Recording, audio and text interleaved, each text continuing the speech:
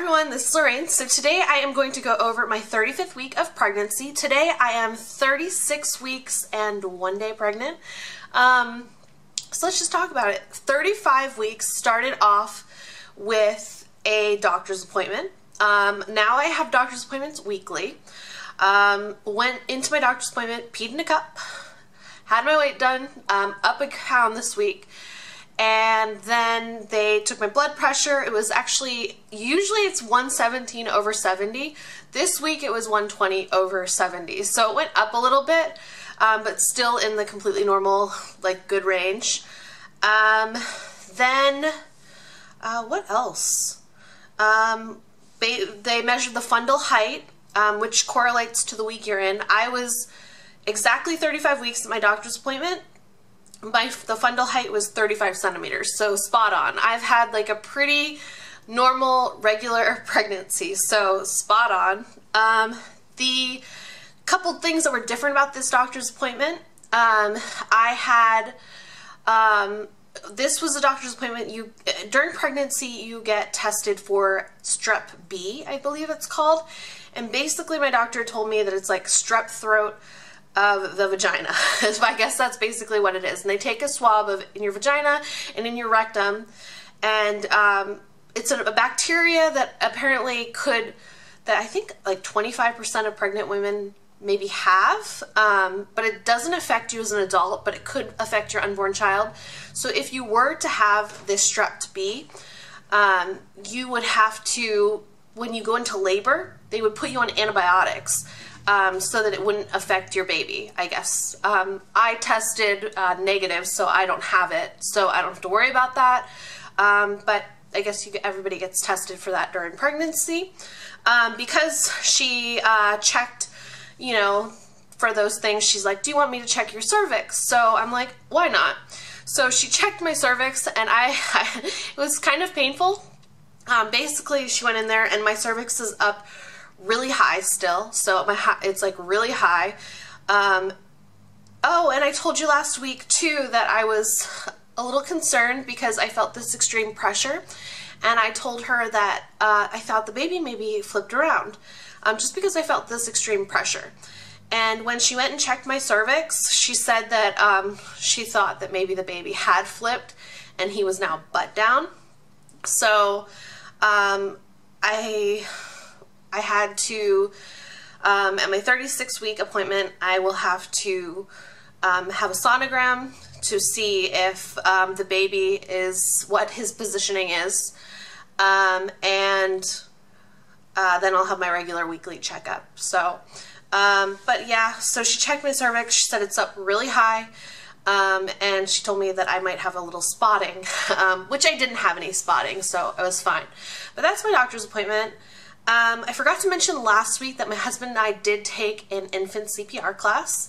I basically signed up for every class that I could, and I think that this one was an American Heart Association class for the infant CPR, and it's just a nice class to take just for peace of mind. So if I'm ever in a situation where something happens and my baby isn't breathing, I know the proper way to do CPR on an infant. At the class, we also learned how to, if the baby's choking on something, how to go about, you know, getting whatever they're choking on outside of their mouth. So it was a nice class, and I'm an expert in infant CPR now. Heaven forbid you have to do CPR on your baby. She said you're more likely, she said every mother she knows has had the experience of their baby choking on something. So the choking part is the more crucial part of the class, but it's just nice to know. So, because babies will just pick up, you know, random things that you don't even think are something to worry about. They'll put it in their mouth, and just good to know that kind of stuff. So I suggest taking an infant CPR class. I suggest taking these classes just to inform yourself, because they really are, whether you think you know everything or not, it's just nice to kind of just keep bringing information in and just keeping an open mind. So, as far as the baby going head down, that kind of concerned me, but not too bad. because one of the things I get asked on here a lot is, what is your birth plan? And my thinking behind a birth plan is I don't really have one. I take all the information that I can, but I'm not going to expect to have a certain birth go a certain way. I've never been a person to expect things to go a certain way. I just go in with an open mind, and I think that's all you can do. Because if my baby for some reason decides to stay butt down, I may have to have a C-section, and that's fine. But, you know, I just go in with an open mind, know all my options, whatnot. So, yeah. As far as other symptoms go, anytime I feel my belly now, I feel him move. It's like he doesn't sleep at all. Maybe he sleeps when I sleep now, but anytime I actually feel my belly, I feel him move. So that's pretty cool. Acid reflux has been kind of under control. I take Tums whenever I feel it coming on, and I take a Zantac every night before I go to bed, under control.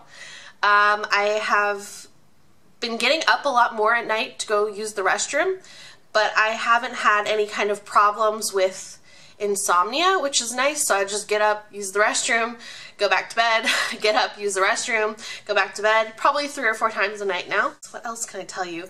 My fingers are still a little bit swollen. And when I wake up in the morning, they are like, it feels painful. I can't like go down to make a fist. It just kind of feels painful. I asked about that at my doctor's appointment too, and they said that's completely normal. So yeah. My husband and I went on a baby moon this week. I took a little bit of footage of it and I put it on my channel, The Current Couple, just because.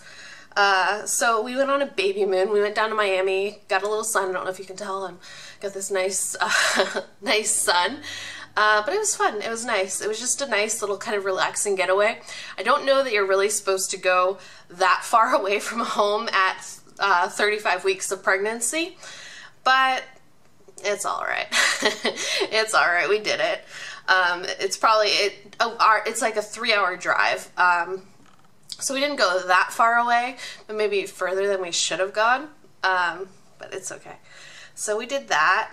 And at this point in my pregnancy, I've realized that people like to say certain things to you. I get,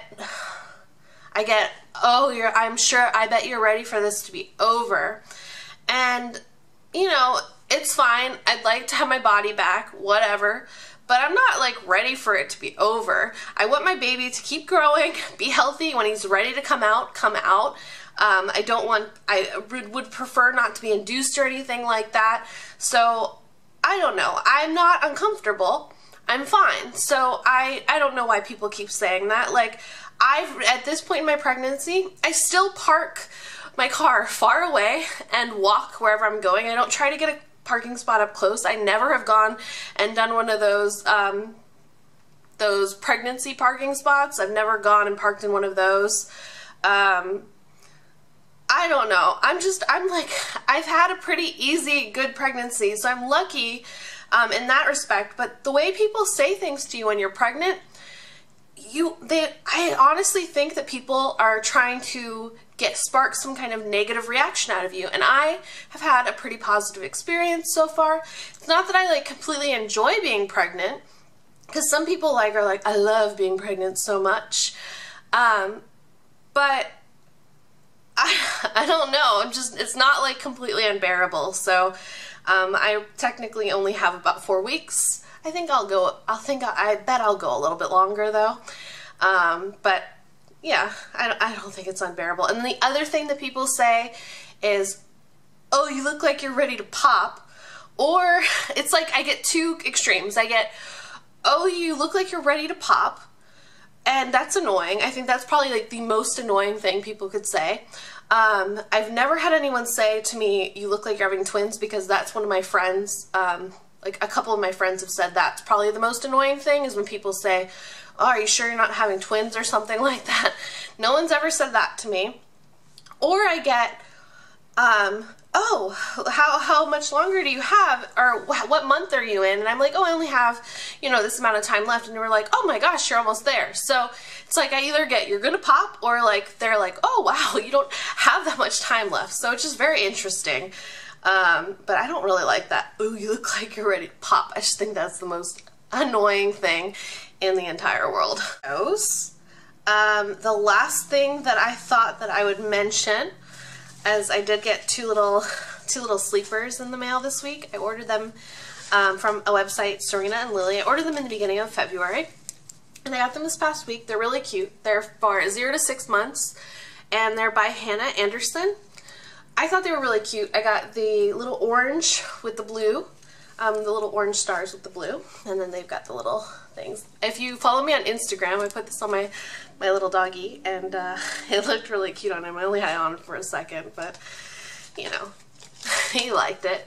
And then I got this one with the orange and then the blue stripes.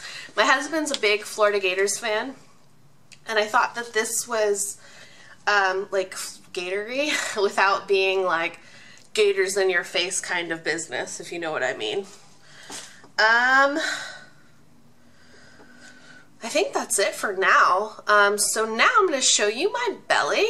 So today I am wearing, oh, if you can see that, my mole that I had during pregnancy, I had it removed, and I think it's coming back. So I actually have a dermatologist appointment this next week to see about getting it removed once again, or just to check on it.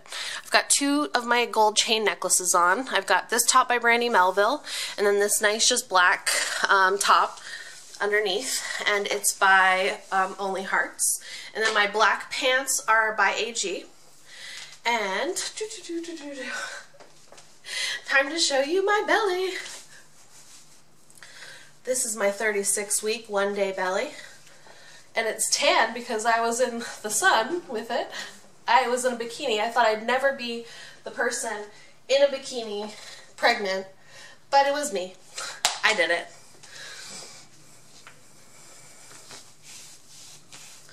If you have any questions, feel free to post them down below, and I will see you all next week. Goodbye.